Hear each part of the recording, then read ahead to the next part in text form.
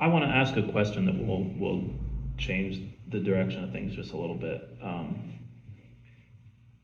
We've talked about sola scriptura and pride and rationality that goes along with it, and so you could say this doctrine arises just so that individual people can rise up and say, I'm greater than the tradition that's come before me, and I'm greater than the people that have authority over me, which sounds pretty demonic, actually. But okay, so that's one way that you can frame this. But then I also wanted to ask, well, are there positive reasons why this doctrine of sola scriptura arises?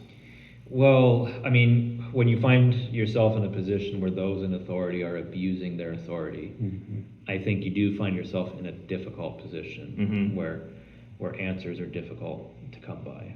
Yeah.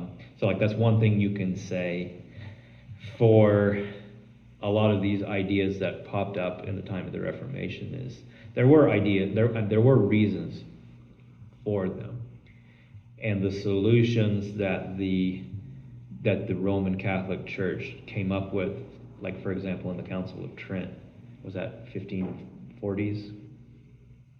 Probably. Something like that. I couldn't tell you exactly. So the solution that Rome came up with to these problems still didn't really address the main issues. And so it's kind of like you're in a place, what do you do about it?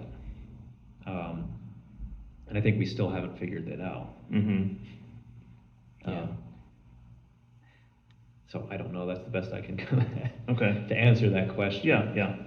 And that's the thing, that's one of the important things to understand, is that we kind of have this idea in the first place because, and John, you mentioned this earlier about the authority of the church, so to speak, being used as, or being used in a troubled way.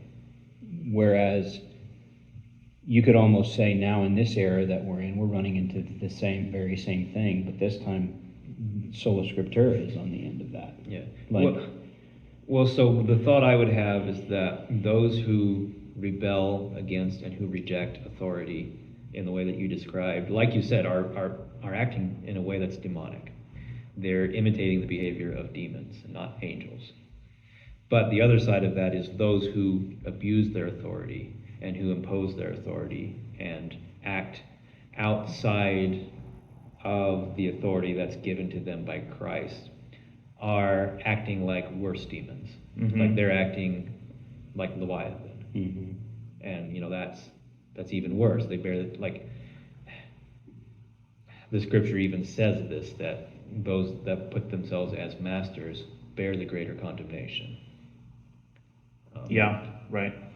Right. Yeah, so I mean, back to if scripture is the only infallible guide for faith and doctrine, if that's the claim, you can see why somebody's going to make that if we're in a position where, like, okay, the authority is pretty fallible, and how are we supposed to challenge them? Yeah. Well, we're going to use scripture to challenge them. I mean, that's the traditional view, actually, is you use scripture, like the traditions do have to pass the test of scripture, and the leadership and what comes out of the leadership does have to pass the test of scripture. Right.